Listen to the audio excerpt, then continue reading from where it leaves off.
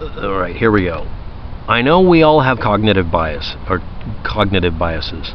What do you think, personally, is the best way to overcome them? Try to disprove your own beliefs. Look up other people's beliefs, try to understand why they say what they do, and even if you only come up with some sort of self-serving answer, which means you're really deluding yourself, and sometimes I do that just to make myself feel better, just like a lot of people coming to my channel, at least you can say to yourself, well, yeah, I know I'm deluding myself, but I understand why. And you can say to yourself, well, this is the best part, other people do the same thing, so I don't feel so bad. I like believing, for a fact, that chocolate's a food group. It isn't, but I like saying it. Makes me feel happy.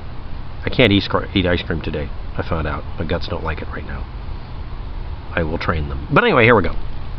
But no, the best way to get around this is to, let's say we have a real simple one. The Earth is round. Try to prove it's flat and try to prove it's round. It's actually really hard to do unless you go look it up. But do it without looking it up first, then look it up. Try to figure out if you can figure it out yourself. This was figured out 300 years before Christ, so you should be able to do so as well.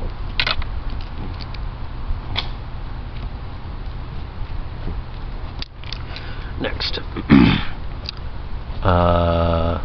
Someone asked me about a video where I didn't make it clear what, apparently, was said by the person I'm debunking and or trying to figure out what they're doing. So, what was the assertion? That changing a patent would somehow change whatever would be made? Or was the original patent supposed to contain a method for remote takeover for the purpose of killing people, and Clinton removed that portion of the patent application? We don't know. The original assertion is simply because Hillary Clinton was anywhere within 5,000 miles of something, it must be part of the conspiracy. So it doesn't matter if she's connected to it. This isn't even separation, 6 degrees of separation or 3. It doesn't matter how much separation. The fact that somebody voted for Hillary isn't relevant either. Donald Trump yelled Hillary supporter at someone who voted for him. No, I'm not shitting you. Because that works. It doesn't matter if someone says, no, I voted for you. It doesn't matter. Facts aren't relevant. The group of people doing this are making the assertion, wink, nudge, nudge, well, Hillary Clinton worked at a company, and that company may or may not have worked on a patent application, and that patent application may or may not have been for a device that's used on any airplane or car, and that may or may not have included the ability to be broken into, and that may or may not have contributed to a missing airplane with nobody aboard it that Hillary Clinton wanted to kill, but someone decided, well, what if somebody was? And they tried to look up names of people who were aboard the airplane and found someone who may or may not be the same name, it's only 2 parts of the name, who worked at some company someplace. It doesn't matter how irrational it is. They don't tell you specifics because then you could look it up and say, well, let's say it was the original patent contained a method for remote takeover for the purpose of killing people, and Clinton removed it. Well, then how would you know the original patent had that? You contact the people who did the patent. So they don't say that because then we would contact the people who are clearly listed on the patent application. It's really just one person for 3 patents. And ask them, do you have the original copy of the patent, or were you advised to remove something because of it being a conflict with other patents? Innocent-like. The other one you said is, the other one was, changing the patent would somehow change whatever would be made.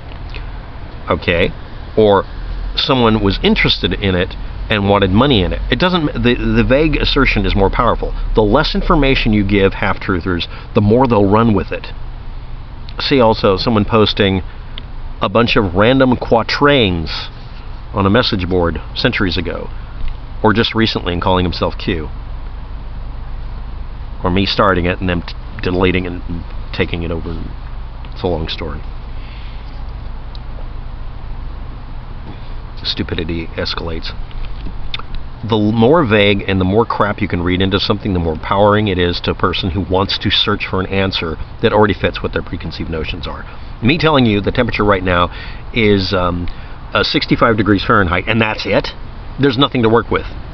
But if I tell you it's warmer today than it was yesterday, someone will scream, oh, you're a person who believes in global warming. At 65 degrees Fahrenheit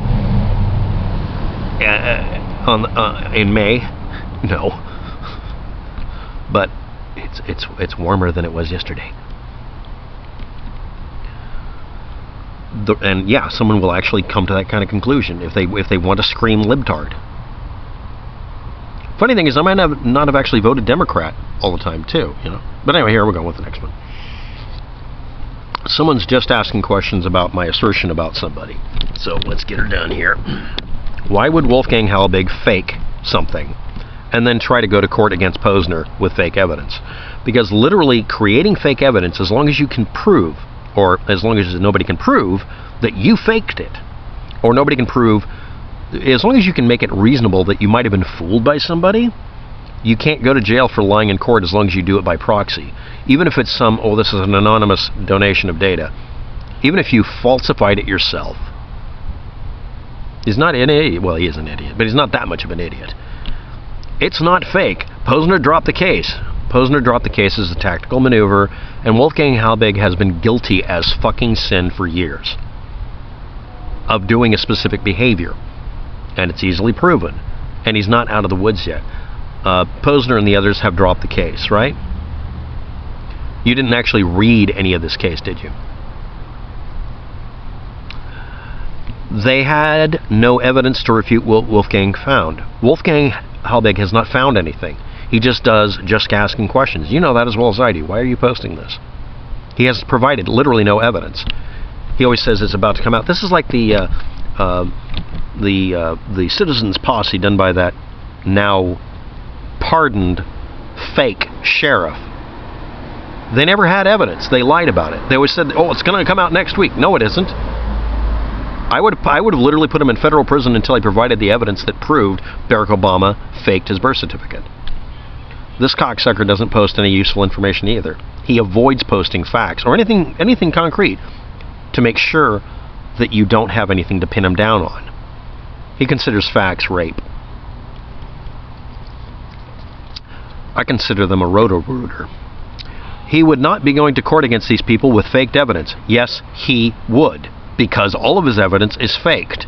It's based on, I don't know how things work. Halbig claims to be a school security expert for kids, but he gets basic shit wrong about how schools work. Really basic ones. He and the others also get basic stuff wrong about computers and the internet, and don't acknowledge it. They just keep rolling that steamroller of bullshit. So he's literally based on nothing but lies. It would be easily found out. It was easily found out. He has produced faked evidence. The fact that you won't acknowledge that this evidence was faked and debunked proves that you don't care either. Yeah, if he presented it in court, maybe they would point out, well, this evidence was falsified. This has been debunked repeatedly. Maybe he was afraid of his Gish Gallop actually being taken seriously in court to the point that the court would be legally compelled to rule on each piece of faked evidence. There would be no reason for that file to be altered to show a change of address months prior to the shooting. Why go back to specific dates prior to the shooting and change the addresses?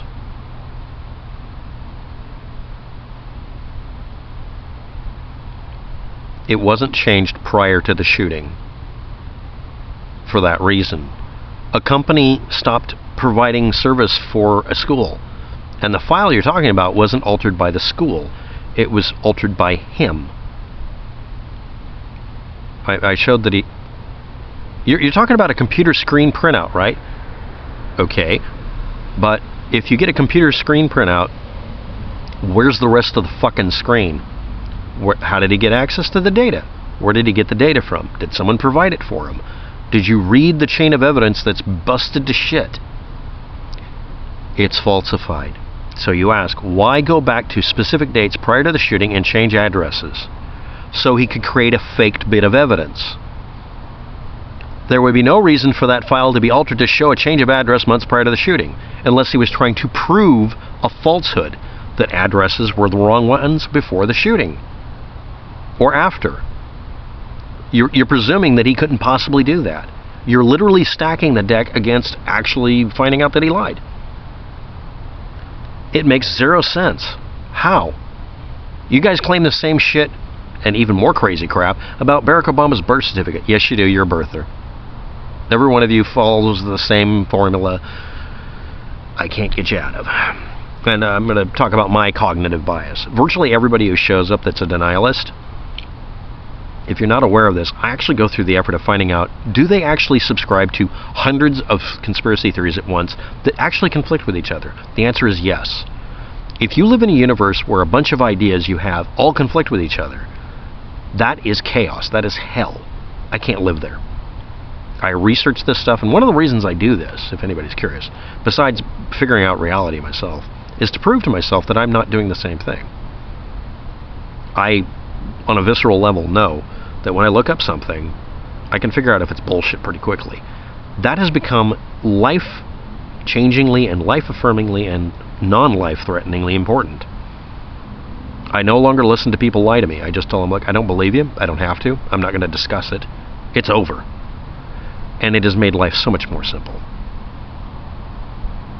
I don't have to be put through hell by people who demand that I somehow... You have to prove me wrong. No, I fucking don't. See, this is the other thing about my channel. I don't try to prove people wrong sometimes. Sometimes I do debunkings, but I don't do that in reality. Most of the time I don't have to. Why? Because if that's your demand that I prove you wrong about your assertion, that's not a good enough standard for me to live by. I tolerate it here because this is a safe space for bullshit. Welcome to the internet, where you can't get your hands around my neck, but the last two people could. Thank goodness one of them was simply wandering around lost with their cell phone and their head stuck in it, and the other person was too much of a coward to actually do what he said he was going to do.